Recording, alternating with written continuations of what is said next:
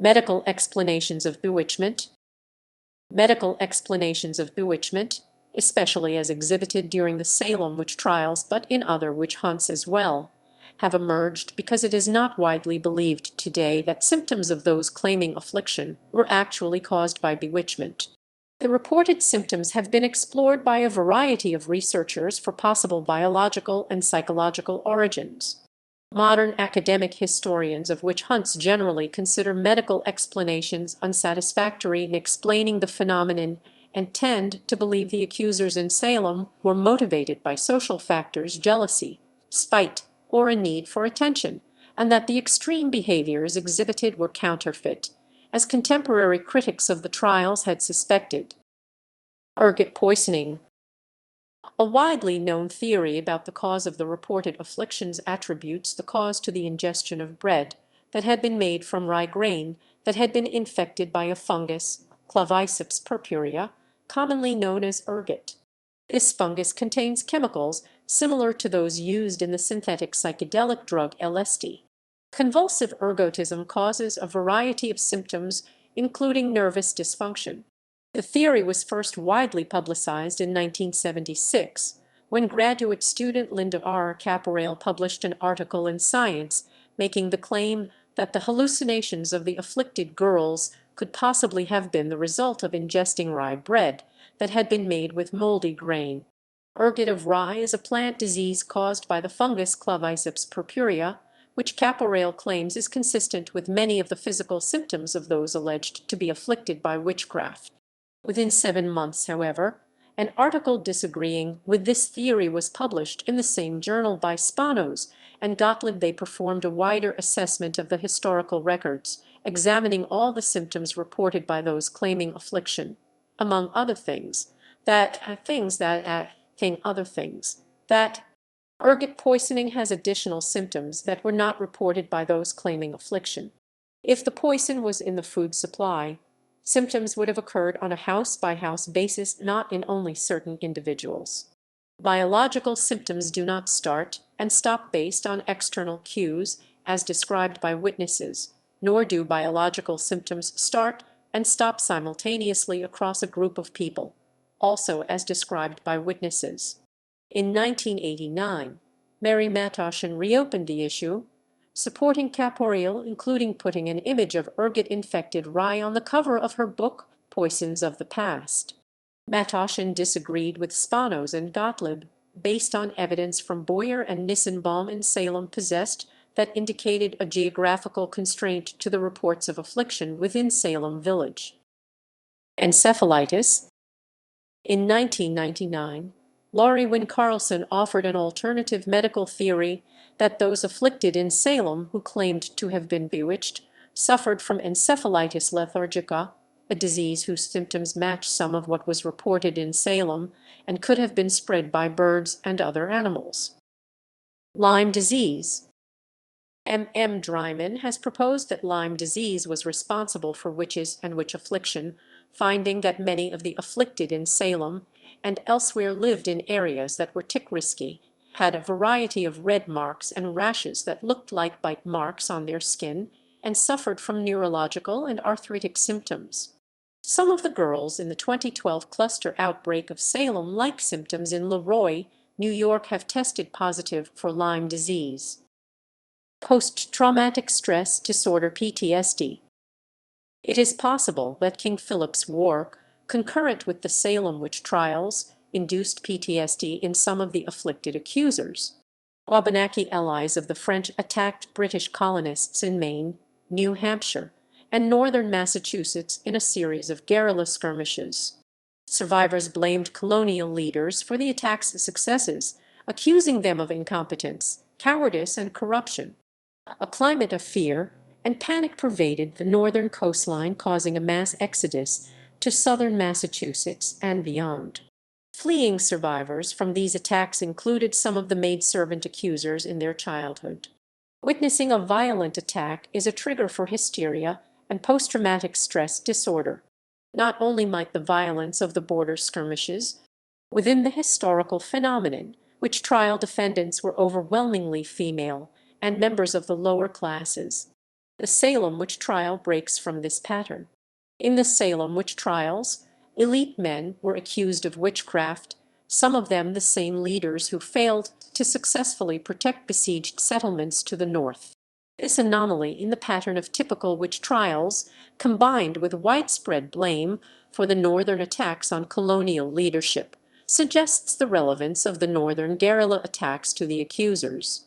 Thus, Mary Beth Norton, whose work draws the parallel between the Salem witch trials and King Philip's War, argues implicitly that a combination of PTSD and a popular societal narrative of betrayal from within caused the unusual characteristics of this particular witch trial. Hysteria and psychosomatic disorders.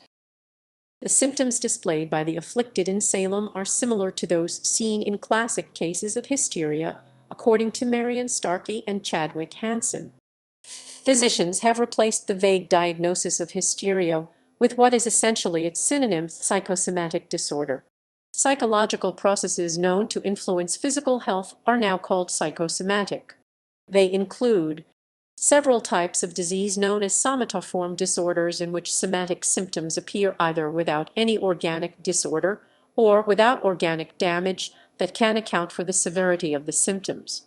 A second type, conversion disorders, involves inexplicable malfunctions in motor and sensory systems. The third type, pain disorder, involves sensation. These symptoms were typically apparent throughout the community and caused an internal disease process.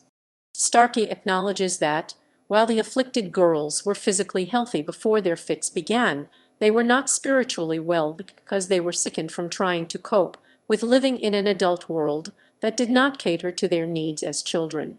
The basis for a Puritan society, which entails the possibility for sin damnation, common internal quarrels, and the strict outlook on marriage, repressed the unmarried teenagers who felt damnation was imminent.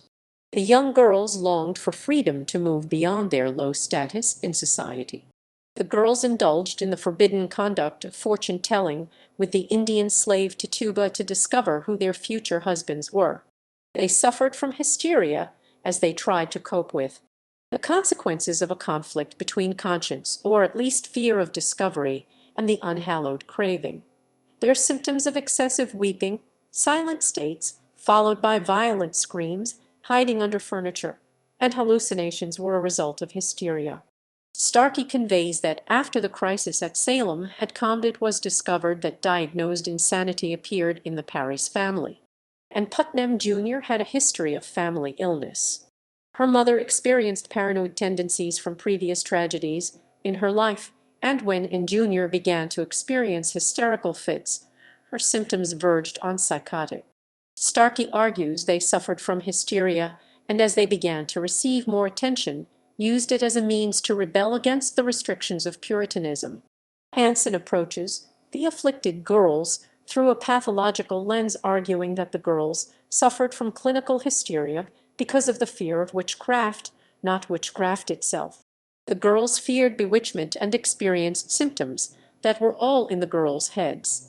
Hansen contests that if you believe in witchcraft and you discover that someone has been melting your wax image over a slow fire, Hansen explains that hysterics will often try to injure themselves, which never result in serious injuries because they wait until someone is present to stop them. He also concludes that skin lesions are the most common psychosomatic symptom among hysterics, which can resemble bite or pinch marks on the skin. Hansen believes the girls are not accountable for their actions because they were not consciously responsible in committing them. Projection. Historian John Demos in 1970 adopted a psycho-historical approach to confronting the unusual behavior suffered by the afflicted girls in Salem during 1692. Demos combined the disciplines of anthropology and psychology to propose that psychological projection could explain the violent fits the girls were experiencing during the crisis at Salem. Demos displays through charts that most of the accused were predominantly married or widowed women between the ages of 41 and 60, while the afflicted girls were primarily adolescent girls. The structure of the Puritan community created internal conflict among the young girls, who felt controlled by the older women, leading to internal feelings of resentment. Demos asserts that often neighborly relations within the Puritan community remained tense, and most witchcraft episodes began after some sort of conflict or encounter between neighbors. The accusation of witchcraft was a scapegoat to display any suppressed anger and resentment felt. The violent fits and verbal attacks experienced at Salem were directly related to the process of projection, as Demos explains.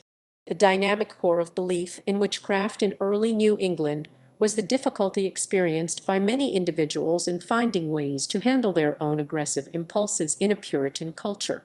Aggression was thus denied in the self and attributed directly to others.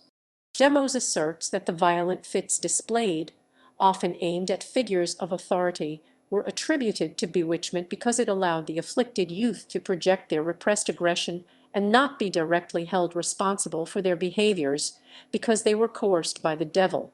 Therefore, aggression experienced because of witchcraft became an outlet, and the violent fits and the physical attacks endured inside and outside the courtroom were examples of how each girl was undergoing the psychological process of projection.